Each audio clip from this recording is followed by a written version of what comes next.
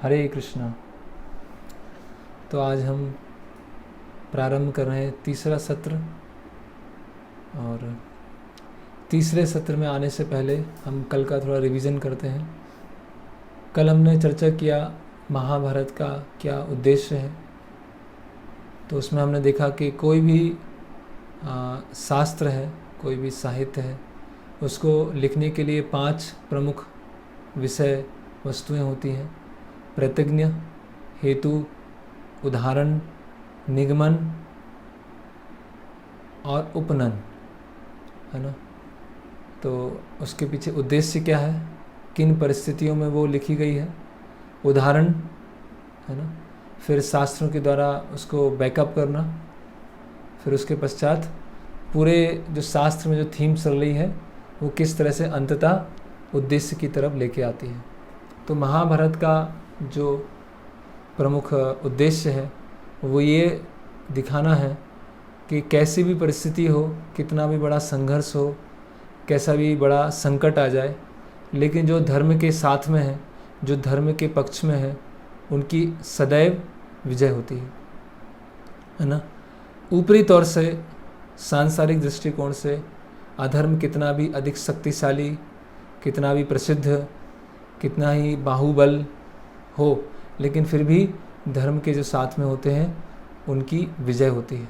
उसको समझाने के लिए 7 प्रमुख विषय महाभारत में बताए गए हैं। सर्वप्रथम कुरु वंश के राजाओं के बारे में बताया गया है। दूसरा गांधारी के सतीत्व के बारे में बताया गया है। तीसरा विदुर की दूरदृष्टि के बारे में। चौथा कुंती महारानी की दृढ़ता के बारे में। पांचवा श्री कृष्ण पूर्ण पुरुषोत्तम भगवान हैं, उनकी दिव्यता के बारे में। छठा पांडवों की सत्यता के बारे में। और सातवां कुरुओं और विशेषकर दुर्योधन और पार्टी उसकी निर्दयता, क्रूरता के बारे में। फिर हमने देखा धर्म का वृक्ष और अधर्म का वृक्ष। तो धर्म के वृक्ष के मूल हैं श्री कृष्ण, वो वृक्ष हैं युधिष्ठिर महाराज। शाखा भीम है, तना भीम है, शाखाएं अर्जुन है, और नकुल और सहदेव उसके पुष्प हैं, फूल हैं। उसी तरह से अधर्म के वृक्ष की जो जड़ है वो धृतराष्ट्र है, और जो पूरा वृक्ष है वो दुर्योधन है। उसका जो तना है वो कर्ण है, उसकी जो शाखाएं हैं वो शकुनी है, उसके जो फल हैं वो दुशासन है। तो एक तरह से देखा जाए जो धर्म का वृक्ष किस पे खड़ा है, श्री कृष्ण पर, और धर्म का वृक्ष खड़ा है धृतराष्ट्र पर।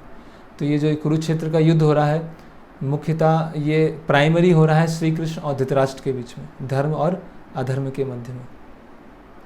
ठीक है, तो ये हमने चर्चा किया। इसके पश्चात हमने व्यासदेव जी का आविर्भाव के बारे में देखा कि किस तरह से पराशर मुनि जब उचित नक्षत्र और ताराओं की, जो तारा होते हैं उसकी गणना को देखते हैं, उनकी परिस्थिति को देखते हैं, और वो स्वयं शुद्ध चेतना में है, और सत्यवती भी, क्योंकि तीर्थयात्रियों और साधुओं की सेवा करने के कारण वो भी शुद्ध चेतना में है, और क्योंकि भगवान का अवतार होना है तो एक विशेष परिस्थिति में व्यासदेव जी का जन्म होता है।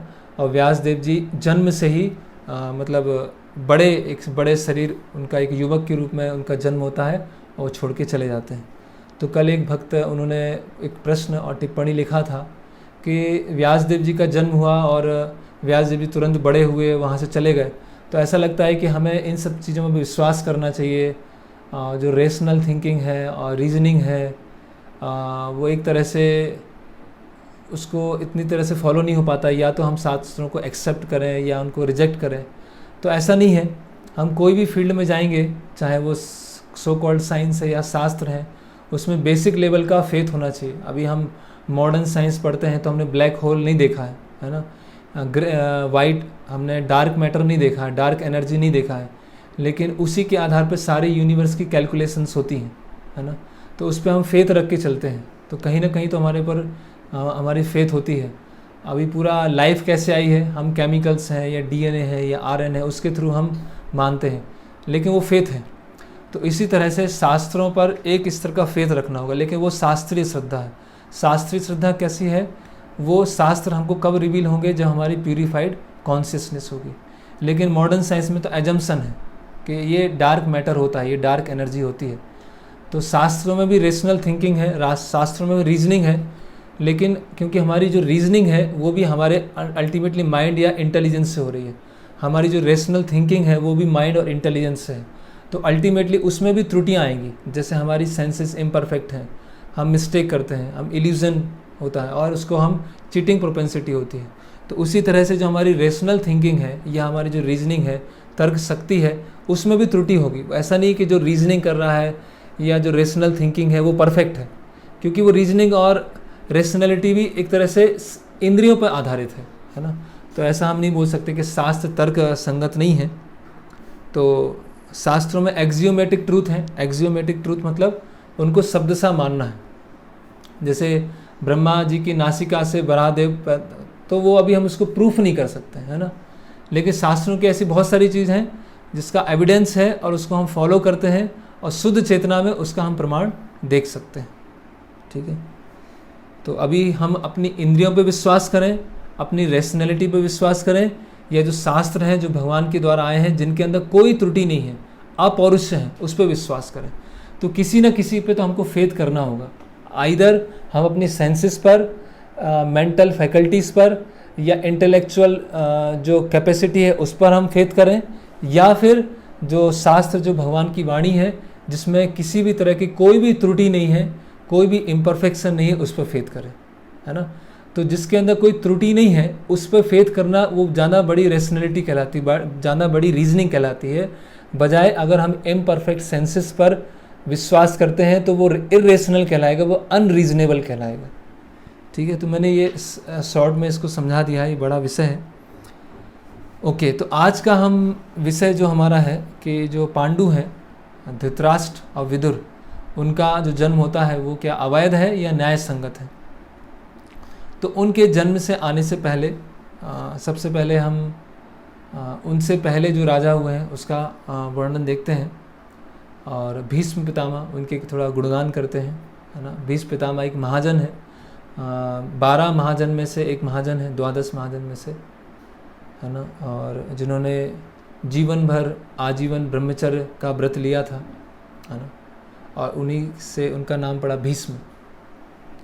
तो महाभारत के आदि पर्व में ये पूरा इतिहास आता है। तो अभी जो मनु है वो वैवत्स मनु, है ना, वैवत्स मनु चल रहे हैं। और वैवत्स मनु जो है सूर्य वंश से प्रारंभ हुआ है, और सूर्य वंश की एक शाखा आगे चल के उसमें एक राजा आते हैं जिनका नाम है सुदुम्न, है ना। और सुदुम्न से चंद्रवंश का प्रारंभ होता है, और चंद्रवंश में ही आगे चल के पुरु राजा आते हैं, और भरत राजा आते हैं, राजा भरत जिनके नाम पे भारतवर्ष है। ययाति आते हैं, है ना। तो जो मनु हैं उन्होंने पूरे पृथ्वी में जनसंख्या को फैलाया, और राजा ययाति ने मुख्य रूप से भारतवर्ष को उन्होंने फैलाया। ठीक है, फिर राजा ययाति हैं, उन्हीं की वंश में, ये सब भागवतम में और महाभारत में दिया है, उनके ही वंश में एक आते हैं राजा प्रतीप। क्या नाम है उनका? राजा प्रतीप। और राजा प्रतीप के पुत्र होते हैं शांतनु, है ना, और शांतनु के पुत्र होते हैं भीष्म। ठीक है, तो भीष्म देव का जन्म कैसे होता है उनके बारे में हम थोड़ा देखते हैं, और भीष्म प्रतिज्ञा कैसे होती है। तो राजा प्रतीप हैं, उनके पुत्र हैं शांतनु। तो शांतनु एक्चुअल में एक राजा थे जिनका नाम है महाविश्व, महावशु भी बोलते हैं, महाविश्व भी बोलते हैं। तो राजा महाविश्व जो थे वो अपने ही शरीर में, 7 शरीर, मनुष्य शरीर में स्वर्ग पहुंचते हैं, और स्वर्ग में एक सभा का आयोजन किया जाता है। वहाँ सभी देवगण, ऋषिगण और राजा वहाँ बैठे होते, ब्रह्मा जी भी आते हैं।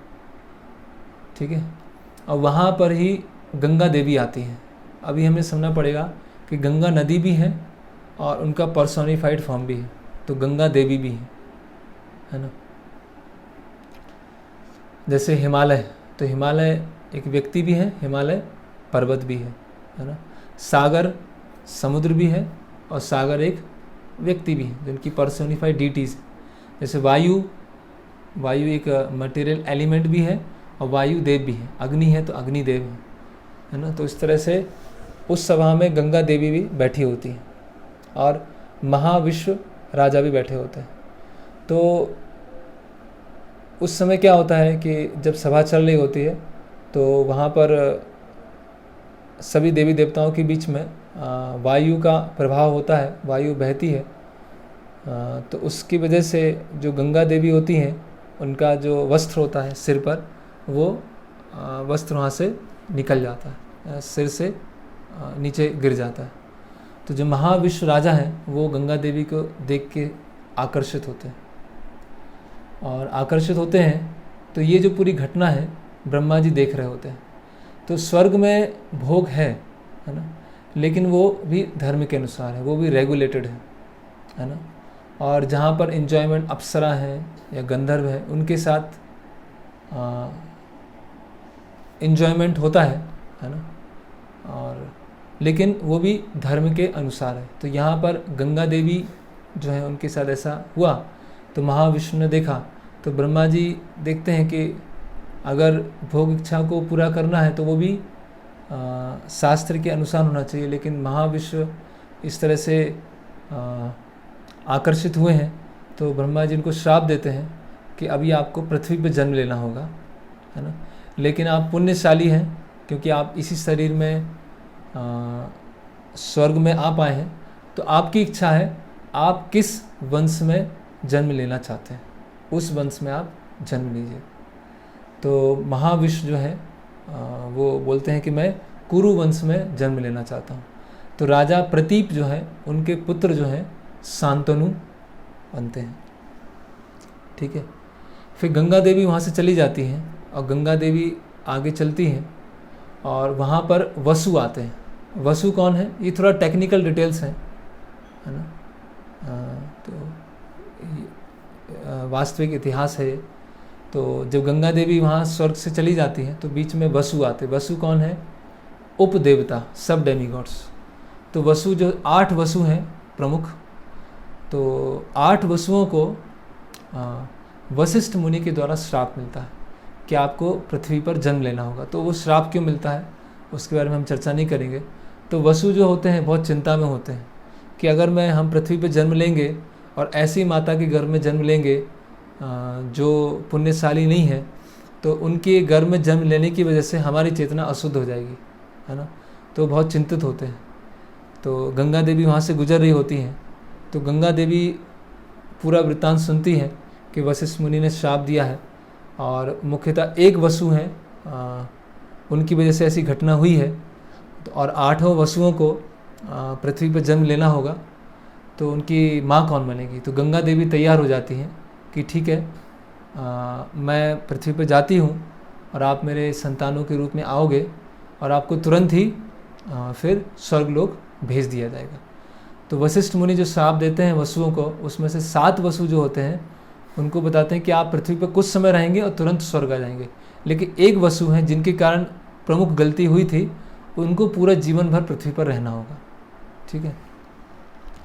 तो गंगा देवी भी पृथ्वी पर आ जाती है।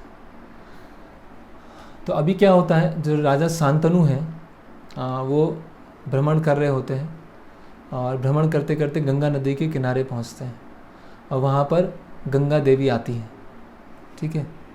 और गंगा देवी वहाँ पहुँचती हैं तो राजा शांतनु हैं गंगा देवी से आकर्षित हो जाते हैं, ठीक है।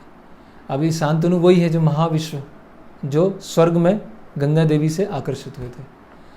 तो गंगा देवी को तो याद है कि स्वर्ग में ऐसी घटना हुई थी।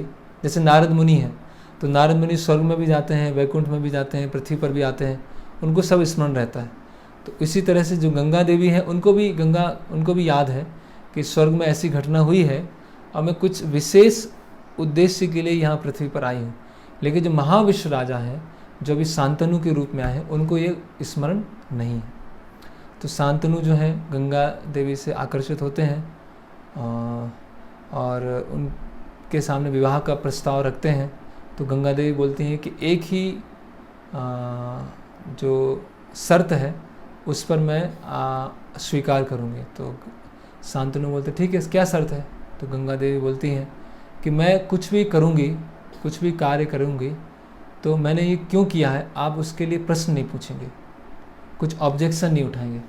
अगर आपने प्रश्न किया या कोई भी प्रतिक्रिया दिखाई, ऑब्जेक्शन उठाया, तो मैं तुरंत वो स्थान छोड़ के आपको छोड़ के चली जाऊंगी। तो शांतनु राजा सोचते हैं कि ठीक है, गंगा देवी अब बोल रही, वो क्या मांगेंगी, है ना, आभूषण मांगेंगी, वस्त्र मांगेंगी, अलग अलग ऐश्वर्य की चीज़ें मांगेंगी, तो ठीक है, उसमें कोई ऑब्जेक्शन नहीं होगा, उसमें कोई प्रश्न नहीं पूछा जाएगा। तो इस तरह से शांतनु और जो गंगा है उनका विवाह हो जाता है। तो पहला पुत्र होता है, और गंगा देवी जैसे पहला पुत्र होता है तो गंगा देवी अपने पुत्र को लेती हैं और गंगा नदी के किनारे आती हैं और उसको वहाँ पर छोड़ देती। तो राजा शांतनु सोचते हैं कि ये कितनी निर्दयता है ना, कैसी माँ है कि जन्म होते ही साथ अपने जो शिशु हैं उनको उन्होंने उसमें नदी में छोड़ दिया, है ना। तो अभी वो प्रश्न भी नहीं कर सकते थे। फिर गंगा देवी आ जाती हैं, फिर दूसरी संतान होती है, तो दूसरी संतान के साथ भी गंगा देवी ऐसे ही करती हैं कि पुत्र होता है उसको गंगा नदी में जाके छोड़ देती है। तो राजा शांतनु और व्यथित हो जाते हैं। तो ऐसे 1, 2, 3, 4, 5, 7 संतानों के साथ गंगा देवी ऐसी करती हैं कि वो पुत्र को नदी में छोड़ देती है।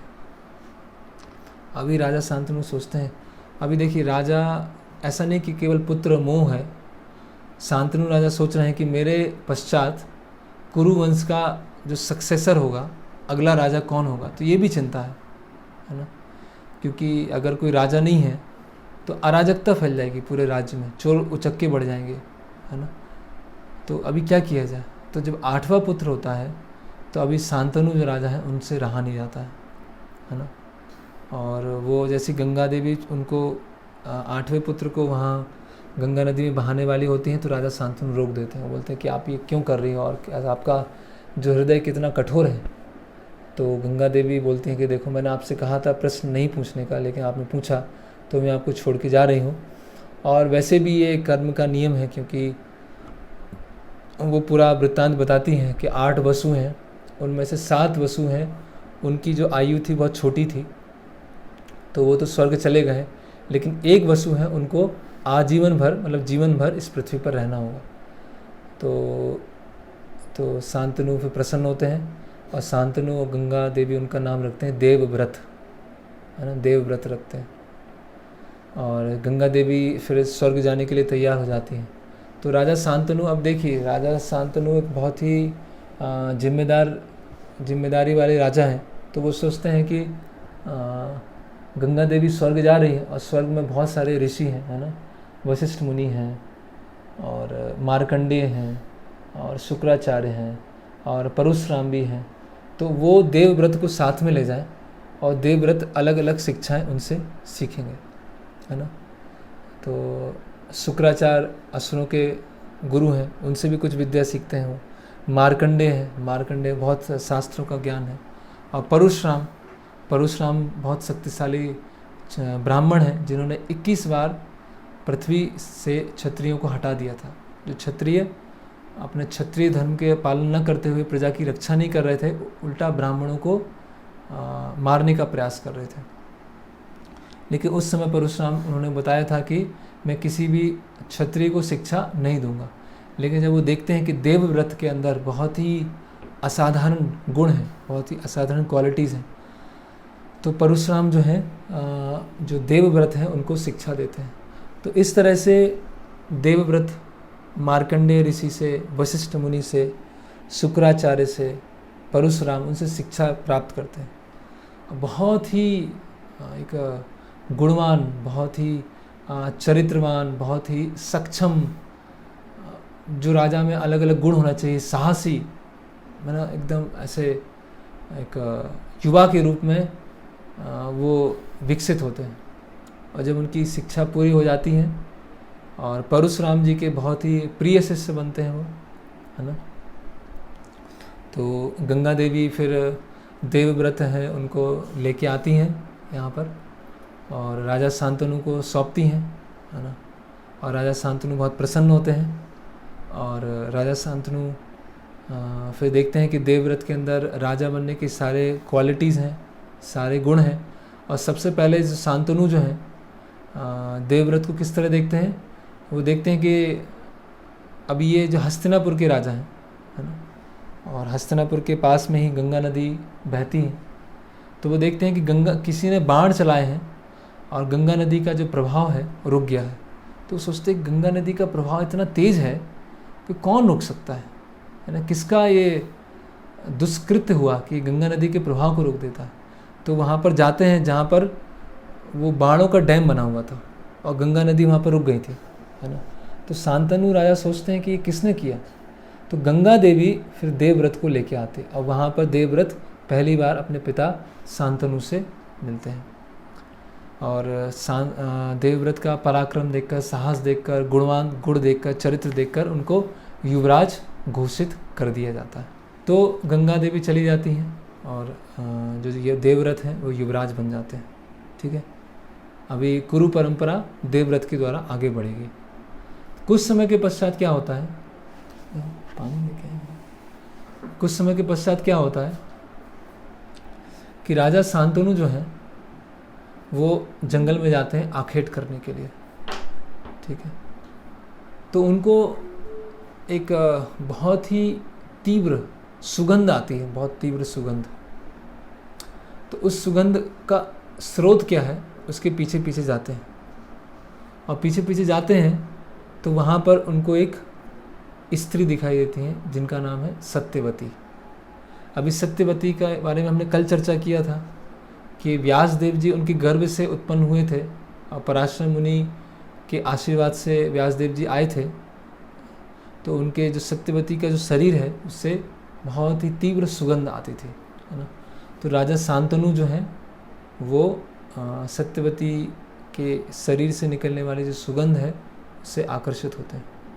अभी हम समझेंगे कि महाभारत में जो ये वर्णन किया जा रहा है राजाओं का, तो ये राजा हैं, है ना। ये शांतनु जो है भक्त नहीं है, एक पुण्यशाली राजा है और क्षत्रियों में ऐसा कोड भी है, ऐसा धर्म भी है कि वो एक से अधिक स्त्रियों के साथ विवाह कर सकते हैं जबकि वो सक्षम है ना, उनका पालन कर सकते हैं। तो उस केस में विवाह किया जा सकता है ना। लेकिन वो आकर्षित हुए हैं, लेकिन अवैध रूप से संबंध नहीं है, वो उनके पिता के पास जाते हैं। तो अगर राजा किसी अन्य स्त्री से आकर्षित भी है तो अवैध संबंध नहीं होगा, है ना। अब वो शुद्ध स्तर पे नहीं है। तो राजा शांतनु जाते हैं दशराज। दशराज कौन है, सत्यवती के पिता हैं। और राजा शांतनु, अभी राजा शांतनु कौन है, कुरुवंश के राजा, मतलब इस पूरे पूरे पृथ्वी के राजा हैं। अभी मान लीजिए कोई अमेरिका का प्राइम मिनिस्टर, प्रेसिडेंट या भारत का पीएम मोदी किसी के घर में आ गया एकदम अचानक से, है ना, तो कैसा एकदम आश्चर्य भी होगा और प्रसन्नता भी होगी, है ना। और तो शांतनु वहाँ पहुँचते हैं वो दशराज के घर पर, जो मत्स्य कम्युनिटी का राजा था, है ना। तो शांतनु बोलते हैं कि आपकी जो पुत्री हैं सत्यवती, उनके साथ में विवाह करना चाहता हूँ। कि कुरु वंश का राजा, बंद कर दिया दरवाजे को, कुरु वंश का राजा मेरी पुत्री के साथ विवाह करना चाहता है, इससे बड़ी बात क्या हो सकती है। दशराज बहुत प्रसन्न हो जाता है, लेकिन अपने माइंड में थोड़ा सा वो कैलकुलेशन करता है ना। तो बोलता है देखो, मैं इस मत्स्य जो जाति है उसका मैं राजा हूँ और मेरी पुत्री जो है वो राजकुमारी है, ठीक है। तो मैं चाहता हूँ कि मेरी पुत्री का जिससे विवाह हो, मेरी पुत्री का पुत्र जो है वो राजा बनना चाहिए, क्योंकि मैं उसका जो पिता हूँ वो राजा हूँ। तो शांतनु सोच में पड़ जाते हैं। उन्होंने अपने जो पुत्र हैं देवव्रत, उनको वचन दे दिया है पूरी प्रजा के सामने, सबके सामने, कि वो देवव्रत राजा बनेंगे। तो बोलते तो ये तो संभव है ही नहीं, है ना। और शांतनु वहाँ पर निराश होकर लौट आते हैं। तो अब देखिए, शांतनु ने ऐसा प्रयास नहीं किया अवैध तरीके से, ठीक है, वो नहीं हो सकता, तो शांतनु वापस आ जाते हैं। तो शांतनु जब वापस आते हैं तो वहाँ पर देवव्रत जो है, अभी देवव्रत ने अलग अलग गुरु से सीखा था, तो वो डिप्लोमेटिक भी थे, राजनीतिक भी थे। तो देखते हैं कि उनके पिता बहुत निराश हैं और बहुत ही ऐसे डिप्रेसिव हैं, तो क्या किया जाए। तो अपने मंत्रियों से पूछते हैं वहाँ के, तो मंत्री बोलते हैं कि वो उस दिशा में गए थे और ऐसी ऐसी कुछ घटना हुई है, इसकी वजह से निराश हैं। तो देवव्रत वहाँ पर जाते हैं और वहाँ की कम्युनिटी से पूछते हैं कि क्या हुआ, तो उनको पूरी घटना पता चलती है। तो वो दशराज के पास पहुँचते हैं, है ना, और दशराज के पास पहुँचते हैं और दशराज से बोलते हैं कि आपको क्या समस्या है, जो मेरे पिता हैं शांतनु और आपकी पुत्री हैं सत्यवती, उनका विवाह होना चाहिए, है ना। तो बोले कि आपके रहते हुए कैसे विवाह हो सकता है ना। तो वो देवव्रत बोलते हैं कि मैं राजा नहीं बनूंगा, मुझे जो युवराज का पद दिया गया है उसको मैं त्याग देता हूँ। तो दशराज प्रसन्न हो जाते हैं और फिर दशराज बोलते हैं कि ठीक है, आप राजा नहीं बनोगे, लेकिन आगे चल के आपके जो पुत्र होंगे वो तो इच्छा व्यक्त करेंगे ना कि शांतनु के जो बड़े पुत्र हैं देवव्रत, उनका मैं पुत्र हूँ तो मुझे राजा बनना है। तो अभी मेरी पुत्री के जो पुत्र होंगे और आपके जो पुत्र होंगे उनके बीच में फिर वो होगा, कॉन्फ्लिक्ट होगा, है ना, तो संभव नहीं है।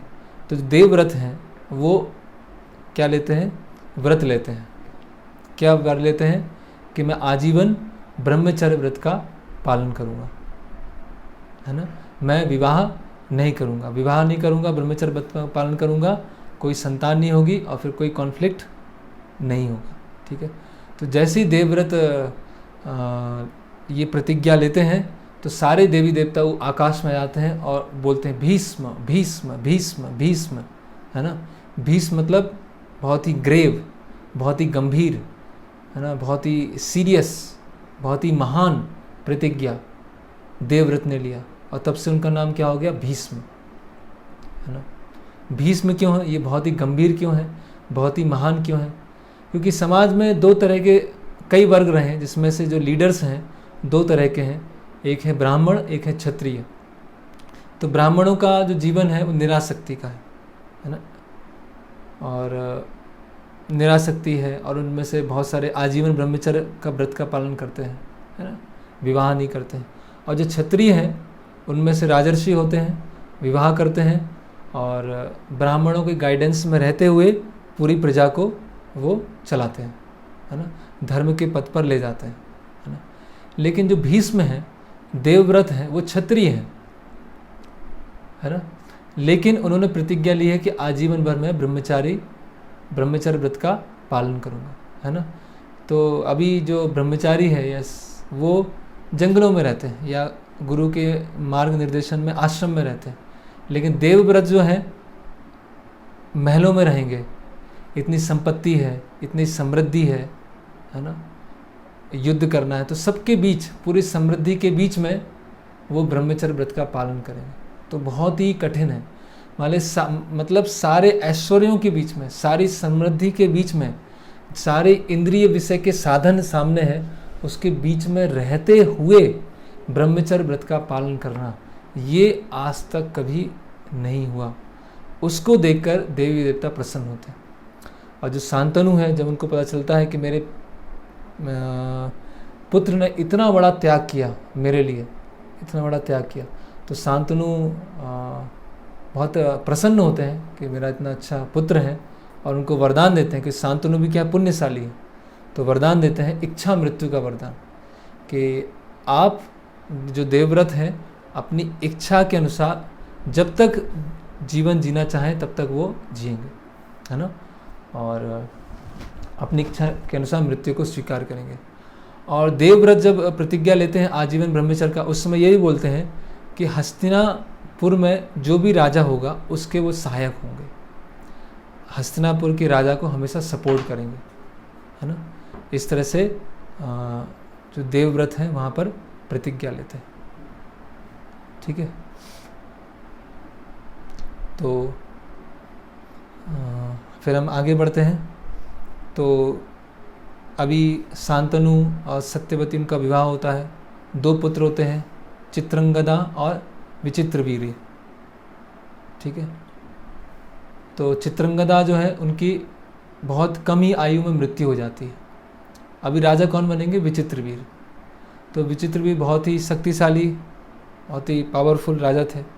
अभी उनका विवाह होना था, और जब विचित्रवीर्य विवाह की उम्र तक पहुंचते हैं तब तक शांतनु की भी मृत्यु हो जाती है, ठीक है।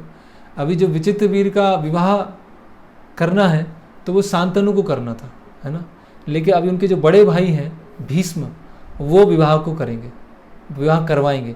स्वयं विवाह नहीं कर रहे हैं लेकिन अपने छोटे भाई का विवाह करवा रहे, है ना।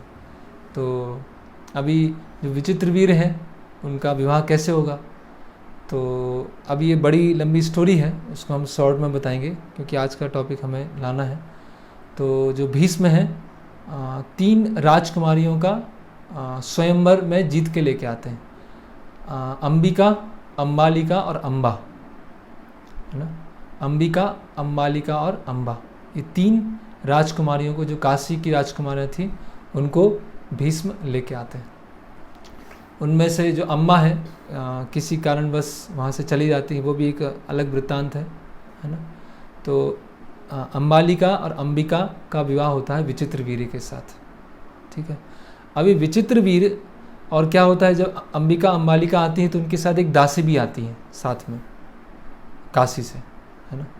तो विचित्रवीर्य और अंबिका और अम्बालिका के साथ जो संग होगा उसके द्वारा आगे कुरुवंश चालू होगा, ठीक है। तो कुछ समय के बाद क्या होता है कि विचित्रवीर्य की मृत्यु हो जाती है ना, और संतान नहीं होती। तो अभी समस्या हो गई, कोई राजा नहीं है। अभी राजा नहीं है तो आसपास के जितने राजा हैं वो फ़ायदा उठा सकते हैं, वो अटैक कर सकते हैं, ठीक है। राज्य में जो चोर, उचक्के, है ना, अराजकता फैलाने वाले, वो सब आ सकते हैं। तो अभी ये क्या होगी, नेशनल इमरजेंसी हो गई है ना। क्या किया जाए? तो आज अब यहाँ से हमारा आज का टॉपिक चालू होता है। तो ये पूरा एक इंट्रोडक्शन था, ठीक है। तो अभी कोई राजा नहीं है कुरुवंश में, ठीक है। तो क्या किया जाए? तो सत्यवती बोलती है भीष्म को कि अभी आप विवाह कीजिए, क्योंकि ये जो आपने प्रतिज्ञा ली थी कि अपने पिता के लिए कि मैं आजीवन ब्रह्मचर्य व्रत का पालन करूंगा, तो पिता जी के बात को रखने के लिए, उनके वंश को आगे बढ़ाने के लिए अभी आप विवाह कीजिए, है ना। तो भीष्म बोलते हैं, देवव्रत बोलते हैं वो तो संभव नहीं है ना। तो हम देख सकते हैं जो भीष्म उन्होंने व्रत लिया है कितना पक्का है। हम कोई व्रत लेते हैं और अगर हमें कोई अपॉर्चुनिटी मिला, कोई अवसर मिला कि उससे हम हट भी सकते हैं, तो वो हम अवसर ढूंढते रहते हैं। तो जो भीष्म हैं उनके पास पूरा अवसर था कि जो उन्होंने व्रत लिया था उसको वो जस्टिफाई करते कि हाँ मुझे विवाह इसलिए करना पड़ा, मैंने व्रत तो लिया था लेकिन विवाह इसलिए करना पड़ा क्योंकि कुरुवंश को आगे चलाने के लिए कोई नहीं था, है ना। तो भीष्म ने ऐसा नहीं किया, क्योंकि उस समय जो किसी ने अपनी बात बोली है उसके बहुत पक्के होते थे, है ना। वर्ड ऑफ ऑनर, जो भी बात बोली उसके बहुत पक्के। हम देखते हैं दुर्योधन, है ना, जब अर्जुन जाते हैं दुर्योधन के पास में, जो 5 तीर रखे हुए थे तो दुर्योधन दे देते हैं, है ना। और तो दुर्योधन जैसा व्यक्ति जिसने वचन दिया था वो भी अपना वचन का पालन करता है। तो जो भीष्म, जो भगवान के शुद्ध भक्त भी हैं और एक नैतिक स्तर पे देखा जाए तो बहुत चरित्रवान हैं और गुणवान हैं, तो उन्होंने अपने वचन को जो है उसको तोड़ा नहीं। तो अभी क्या किया जाए? तो अभी सत्यवती हैं और भीष्म विचार करने लगते हैं कि ये बहुत बड़ा, अभी सोचिए कि ये पूरा भारत है, इंडिया है, यहाँ प्रधानमंत्री मर जाता है या पूरा जो कैबिनेट है उसके सारे मंत्री ख़त्म हो गए, है ना। अभी वैसे तो कुछ होगा नहीं, वैसे मंत्री कुछ कर नहीं रहे हैं, लेकिन फिर भी अगर कोई चलाने वाला शासन नहीं है, शासन करने वाला नहीं है, तो कैसी देश की कैसी स्थिति हो जाएगी। सारे आसपास के लोग अटैक करने लगेंगे, कोई नियम नहीं होंगे तो टेररिज्म बढ़ जाएगा, है ना, लोग एक्सप्लॉइट करना चालू कर देंगे। तो ऐसी परिस्थिति बन रही थी, है ना। तो सत्यवती भीष्म जो है वो आपस में चर्चा करते हैं और बोलते हैं कि शास्त्रों में ये एक आपद धर्म के बारे में बताया गया है, जिसको बोलते हैं इमरजेंसी रिलीजन, आपद धर्म। अब ये आपद धर्म क्या होता है?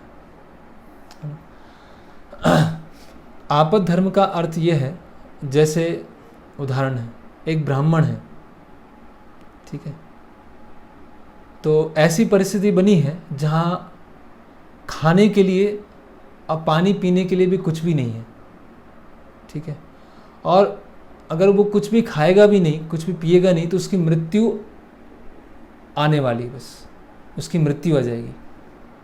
तो ऐसी परिस्थिति में ब्राह्मण अगर कोई मांस खाता है तो वह आपद धर्म में कहलाता है, इमरजेंसी सिचुएशन। अगर ब्राह्मण कोई मांस खाएंगे तो बहुत बड़ा पाप है, करेक्ट। लेकिन अपनी शरीर की रक्षा करने के लिए कभी कभी जो एक रेगुलर धर्म है उसको छोड़ना पड़ता है और इमरजेंसी सिचुएशन को अपनाना पड़ता है। जैसे एक उदाहरण और मैं देता हूँ, सुसाइड करना पाप है, सुसाइड एक पाप है, ठीक है। लेकिन कोई राजा का बहुत महत्वपूर्ण मंत्री को किसी ने पकड़ लिया, दूसरे राजा ने पकड़ लिया, और वो दूसरा राजा उस मंत्री के द्वारा सारे राज उगलवाना चाहता है, ठीक है। अगर मंत्री वहाँ पर रहता है तो दूसरा राजा उसको टॉर्चर करता रहेगा, है ना, और सारे राज उगलवा देंगे। तो अगर उस परिस्थिति में मंत्री ने कुछ जहर खा लिया या खुद को मार लिया तो मतलब एक तरह से सुसाइड किया। लेकिन वो सुसाइड करना वो एक तरह से जो उसका राजा था उसके राज्य की रक्षा करने जैसा हो गया। मतलब खुद की मृत्यु स्वयं स्वीकार करके अपने राजा के राज्य को बचा लिया। ये बोलते हैं आपद धर्म, इमरजेंसी सिचुएशन। तो ऐसी कुछ इमरजेंसी सिचुएशन अभी बन रही है कि भीष्म हैं, वो उन्होंने प्रतिज्ञा ली है, वर्ड ऑफ ऑनर, अपना व्रत जो बात बोला है उससे बिल्कुल भी हिलेंगे नहीं, ठीक है। तो भीष्म बोलते हैं, और भीष्म जो हैं, जब हम देखते हैं कि अंतिम कुरुक्षेत्र युद्ध के बाद ये आपद धर्म के बारे में, इमरजेंसी रिलीजन के बारे में भीष्म पितामह युधिष्ठिर महाराज को भी समझाते हैं। और श्रील प्रभुपाद भी भगवद गीता का जो श्लोक है कर्मण्यवादी का रस्ते, उसमें भी ये बता रहे हैं आपातकालीन कर्म, आपातकालीन धर्म के बारे में बता रहे हैं, है ना। तो क्या किया जाए? तो शास्त्रों में एक ऐसी मनु संहिता में एक ऐसा विधि है जिसमें बताया गया है देवरेन सुतोत्पत्ति, है ना। अगर जो पति हैं उनके भाई हैं देवर, उनके द्वारा संतान की उत्पत्ति की जा सकती है, लेकिन कब? जब इमरजेंसी सिचुएशन बने, है ना। तो भीष्म बताते हैं सत्यवती को इस तरह से। तो सत्यवती बोलती है कि हाँ भीष्म बता रहे हैं तो वो गलत नहीं बताएंगे, वो धर्म को जानते हैं, लेकिन क्या किया जाए, भीष्म तो उस चीज़ के लिए स्वयं नकार रहे हैं, है ना।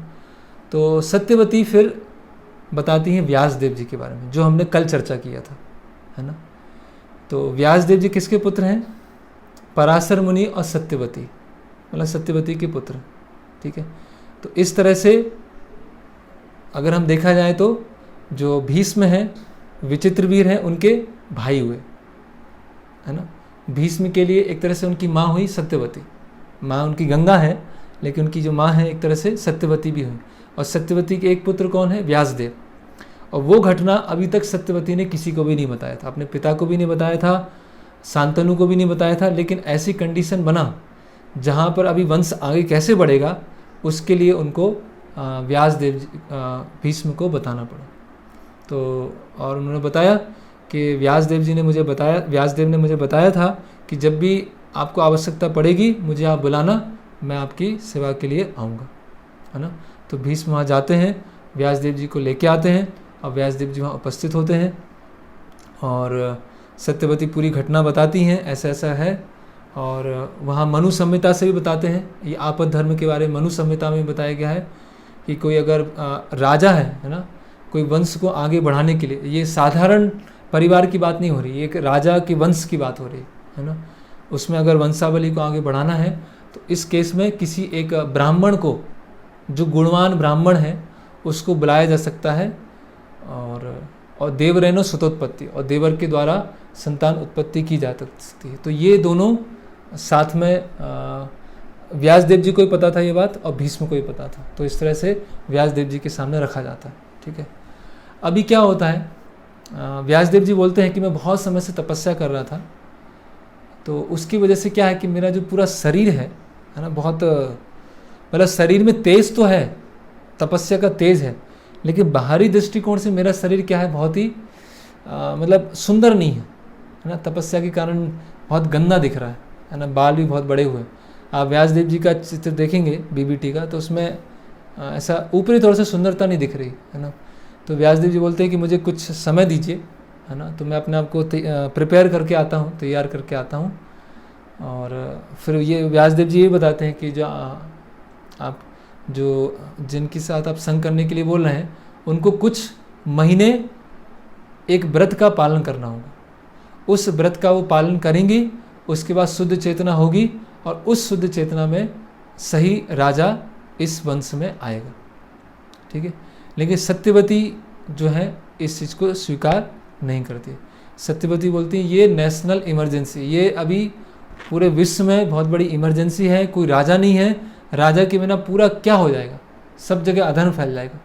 इसलिए व्यासदेव जी को मना कर देती हैं, और उनकी जो वधू होती है उनको भी वो भी प्रस्ताव अस्वीकार कर देती है। तो व्यासदेव जी बोलते हैं ठीक है।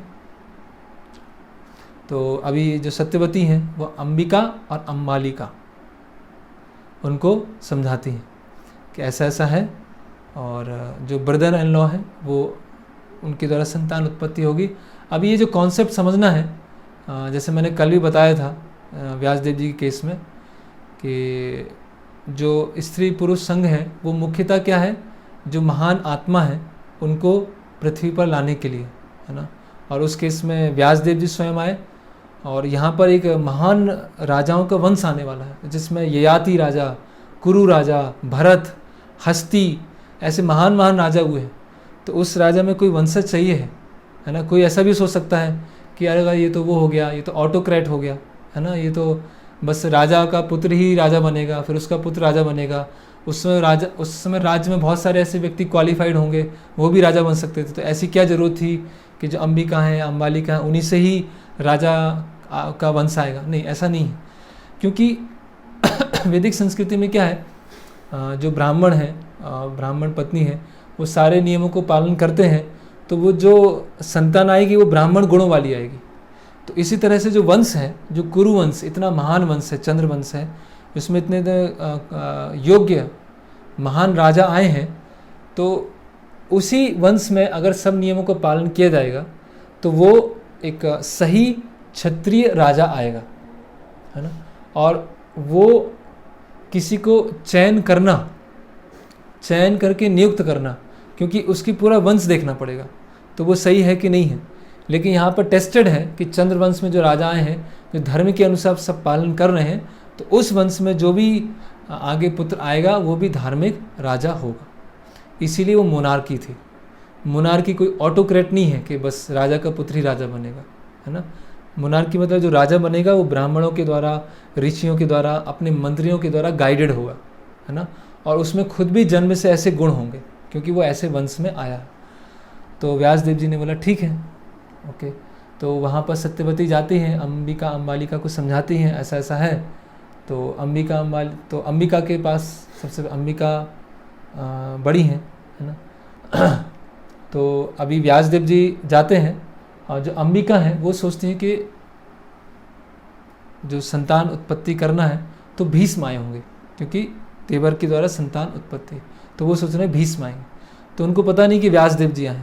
तो जैसे ही व्यासदेव जी आते हैं तो उनका जो रूप देखती हैं वो अंबिका, तो एकदम से डर जाती हैं। कैसा उनका शरीर है और थोड़ा गंदा दिख रहा है और बहुत इमेसिएटेड, बहुत दुर्बल है। तो एकदम से वो डर जाती है है ना। तो अंबिका क्या करती है, अपनी आँख बंद कर लेती है ना, और आँख बंद कर लेती हैं। उस समय व्यासदेव जी, अंबिका का संग होता है और व्यासदेव जी बाहर आते हैं और बाद में सत्यवती उनसे पूछती हैं, तो सत्यवती को व्यासदेव जी बताते हैं कि आप जो पुत्र होगा बहुत ही बलशाली होगा, बहुत ही उसमें बाहुबल होगा, लेकिन क्योंकि अंबिका ने अपने नेत्र बंद कर लिए थे, इसीलिए जो शिशु होगा उसके हमेशा के लिए नेत्र बंद हो जाएंगे, है ना। तो अभी अंबिका सोचती हैं कि अरे संतान होगी, लेकिन अंधा कैसे राजा हो सकता है, अंधा राजा कैसे रूल करेगा, कैसे शासन करेगा, है ना। तो व्यासदेव जी को फिर दूसरी जो रानी है अम्बालिका, उनके पास भेजते। तो अम्बालिका को थोड़ा सा आइडिया था कि भीष्म नहीं है, व्यासदेव जी हैं, लेकिन व्यासदेव जी के बारे में पूरा नहीं पता था। तो व्यासदेव जी जाते हैं और फिर अम्बालिका जो होती हैं वो भी भयभीत होती हैं और उनका जो पूरा शरीर है वो एकदम से पीला पड़ जाता है ना, एकदम से डर जाती हैं। तो व्यासदेव जी उनके साथ संग करते हैं और उसके पश्चात बाद में सत्यवती को बताते हैं कि ऐसा ऐसा हुआ है, और वो बहुत डर गई थी और उनका जो शरीर है पूरा पीला हो गया था। लेकिन ये बहुत ही बलशाली राजा होंगे, बहुत ही साहसी होंगे, सूरवीर होंगे और पूरी पृथ्वी पर राज्य करेंगे, लेकिन ये उनका एक थोड़े से दुर्बल होंगे, पीला रंग होगा और आगे चल के उनका नाम क्या होता है, पांडु, है ना। तो सत्यवती बोलती हैं कि अभी कुरु राजा हैं और उनमें ऐसा डिफेक्ट है कि थोड़े से दुर्बल हैं, अच्छे राजा होंगे तो एक संतान और होना चाहिए कि कुछ आपातकालीन में ऐसा नहीं हो कि पांडु की मृत्यु हो जाए, तो एक संतान और होनी चाहिए, है ना। तो अभी अंबिका और अम्बालिका उन दोनों को पता था कि व्यासदेव जी हैं, तो फिर से वो सत्यवती रिक्वेस्ट करती हैं व्यासदेव जी को। तो अंबिका अम्बालिका हैं, अभी उनके साथ जो दासी थी वो उनको भेजती है। अब ये दासी हैं, उनको पता था कि व्यासदेव जी कौन है ना। तो वो जो दासी हैं शुद्ध चेतना में, जैसे एक ऋषि है, एक स्वयं भगवान के अवतार है, जितना आदर देना चाहिए उस आदर भावना से बिना भय के और व्यासदेव जी की सेवा करती हैं, और उस सही चेतना में व्यासदेव जी उनके साथ संग करते हैं। और फिर सत्यवती उनको बताते हैं कि अंबिका और अम्बालिका नहीं थी, उन्होंने अपनी जो दासी है उनको भेजा था, और दासी जो थी बहुत ही उत्तम गुण वाली थी, बहुत ही चरित्रवान थी, और अभी संग से जो संतान उत्पन्न होगी वो बहुत ही धार्मिक होगी, बहुत ही उत्तम गुण वाली होगी, शास्त्रों में बहुत निपुण होगी और भगवान के शुद्ध भक्त होगी, और वो होते हैं विदुर, है ना। लेकिन सत्यवती फिर भी निराश होती हैं कि वो राजा तो नहीं बन सकते हैं क्योंकि वो दासी के माध्यम से जन्म हुए। तो प्रसन्न होती हैं कि एक शास्त्रों में प्रवीण और भक्त, है ना, एक शुद्ध वैष्णव, लेकिन वो राजा नहीं बन सकते। तो फिर व्यासदेव जी को फिर से रिक्वेस्ट करती हैं और व्यासदेव जी बोलते हैं कि उसको वो रिफ्यूज़ कर देते हैं, उनको मना कर देते हैं, और व्यासदेव जी वहाँ से फिर चले जाते हैं। तो इस तरह से धृतराष्ट्र, पांडु और विदुर का जन्म होता है। अभी इसमें बहुत सारे प्रश्न उठ सकते हैं, जैसे कुछ के तो आंसर मैंने ऑलरेडी यहाँ दे दिए हैं कि ऐसा क्या है कि कोई दूसरा राजा नहीं बन सकता है, वही राजा बनना चाहिए। तो मैंने बताया कि मोनार्की है एक बहुत ही व्यवस्थित, बहुत ही प्रॉपर एक सिस्टम है, जिसमें अगर धार्मिक राजाओं की वंशावली चली आ रही है और सभी उपयुक्त नियमों का पालन कर रहे हैं तो धार्मिक राजा ही आएगा, है ना। लेकिन सत्यवती से क्या मिस्टेक हुआ कि जो व्यासदेव जी भी अपने आप को प्रिपेयर करना चाहते थे कुछ महीने के लिए, तो वो उनका समय नहीं दिया, और अंबिका अम्बालिका को जो व्रत रखना था वो भी उनको समय नहीं मिला, जिसके कारण वो व्यासदेव जी को देख के डर गई। तो फिर क्या हुआ, धृतराष्ट्र का जन्म हुआ, है ना, और पांडु का जन्म हुआ। तो व्रत सही चेतना में वो यूनियन ना होने की वजह से धृतराष्ट्र का जन्म हुआ। तो कहने का मतलब क्या है, वो कुरुवंश महान वंश है, उसमें प्रॉपर क्षत्रिय राजा आएंगे, और ये शास्त्रों के द्वारा संस्तुति है कि इमरजेंसी कंडीशन में वंश को आगे बढ़ाने के लिए, ना कि भोग वृत्ति को समाज में बढ़ाने के लिए ये इसकी संस्तुति की गई है है ना। लेकिन अभी ये लागू नहीं होता, अभी ये नियम लागू नहीं होता। क्यों लागू नहीं होता है? क्योंकि इस कलयुग में कोई इतनी शुद्ध चेतना में है ही नहीं कि उसका उद्देश्य है कि महान आत्मा या कोई राजा, कोई शासक, जो धार्मिक शासक, राजर्षि उस वंश में आए। एक तो जो राज मोनार्की है वो पूरी तरह से नष्ट हो गई है, सेक्युलर आ गया है ना। सेक्युलर मतलब एथिज्म, नास्तिक। तो और इतने शुद्ध चेतना है भी नहीं, तो इसीलिए शास्त्रों में बताया गया है अश्वमेधम गवावलंबम संन्यासम पल पैतृकम देवरेन सुतोत्पत्ति कलौ पंच विवर्जित। तो 5 चीज़ों को कलयुग में उसको निषेध किया गया है। किस चीज़ को? अश्वमेधम गवावलंबम, अश्वमेध यज्ञ करना वो निषेध है। अभी देखिए अश्वमेध यज्ञ कौन करते थे? राजा करते थे ना। तो अश्वमेध यज्ञ करना कोई साधारण बात थोड़ी कि कोई भी कर लिया। फिर गवावलंबम, काउ सेक्रीफाइस। तो काउ सेक्रीफाइस भी क्या है? राजा करते थे। संन्यासम पल पैतृकम, संन्यास भी कौन लेते थे? जो क्वालिफाइड ब्राह्मण हैं वो संन्यास लेते थे। पल पैतृकम है ना, पितरों को मांस चढ़ाना है ना। देवरेन सुतोत्पत्ति है ना, जो देवर हैं उनके द्वारा संतान उत्पत्ति। तो ये जो 5 चीज़ें हैं बहुत ही असाधारण हैं। और कलयुग से पहले कुछ गिने चुने लोग जो प्रॉपर राजा हैं या ब्राह्मण हैं वो ही इन नियमों को पालन करते हुए सही चेतना में अश्वमेध यज्ञ कर सकते हैं। अभी मान लीजिए अश्वमेध यज्ञ किया जा रहा है और ब्राह्मण सही नहीं है तो गाय, उस घोड़े की मृत्यु होगी तो सबको पाप जाएगा जो जो यज्ञ में शामिल है। ठीक है, तो अभी के समय में ये संभव नहीं है। और जैसे मैंने बताया कि उस जो हस्तिनापुर में अलग अलग राजा हैं, जैसे नहुस, ययाति, दुष्यंत, हस्ती, अजामिद, कुरु, शांतनु, भीष्म, करेक्ट। तो ऐसे महान वंशों की श्रृंखला चली आ रही है। तो उसमें एक उपयुक्त राजा आएगा, इसकी वजह से वो सत्यवती ने उसको ये करने के लिए अनुमति दिया। ठीक है, तो इस तरह से हम देखते हैं कि आजकल के परिप्रेक्ष्य में इस घटना को समझना बहुत कठिन लग सकता है कि ये कैसे संभव है। मतलब किसी दूसरे पुरुष के द्वारा वंश को आगे बढ़ाया जा रहा है। लेकिन आप देखिए कि व्यास देव जी स्वयं इस कार्य को कर रहे हैं और व्यास देव जी स्वयं भगवान के अवतार हैं। और ऐसा बताया जाता है कि इस द्वापर के जो व्यास देव जी हैं वो स्वयं नारायण हैं। बाकी जो द्वापर में व्यास देव जी आए हैं वो सत्याविश अवतार हैं, वो जीव तत्व हैं। लेकिन इस द्वापर के जो व्यास देव जी स्वयं नारायण हैं। तो अगर इस पूरे कार्य में अधर्म है, अगर इस पूरे कार्य में पाप है, तो क्यों व्यास देव जी उसमें उस पाप को करने के लिए राजी होते हैं? ठीक है, और भीष्म जो परशुराम जी के द्वारा ट्रेंड है, जो बृहस्पति के द्वारा ट्रेंड है, जिनको धर्म की सारी बारीकियां पता है, वो क्यों इस इमरजेंसी रिलीजन को सैंक्शन करते? करेक्ट। तो भीष्म सैंक्शन कर रहे हैं और व्यास देव जी कुछ सैंक्शन कर रहे हैं, मनु संहिता में बताया गया है ना। तो इन सब परिप्रेक्ष्य को देखते हुए इस इमरजेंसी सिचुएशन में धृतराष्ट्र, पांडु और विदुर का जन्म होता। और उसमें हम देख सकते हैं कि सत्यवती से गलती हुआ कि अंबिका अम्बालिका तैयार नहीं थी, इसीलिए ऐसी संतान नहीं आई, धृतराष्ट्र जैसी संतान आई। और क्योंकि वो व्यास देव जी को एक ऋषि की तरह नहीं देख पाई और डर गई।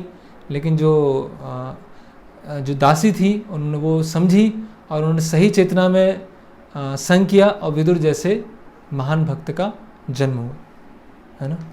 तो इस तरह से हम ये पूरे इंसिडेंट को समझ सकते हैं। तो जहाँ तक मुझे लगता है कि शायद मैं प्रॉपरली इसको समझा पाया हूँ। हरे कृष्णा। शिल प्रभुपाद की जय। महाभारत की जय। निताई गौर प्रेमानंदे।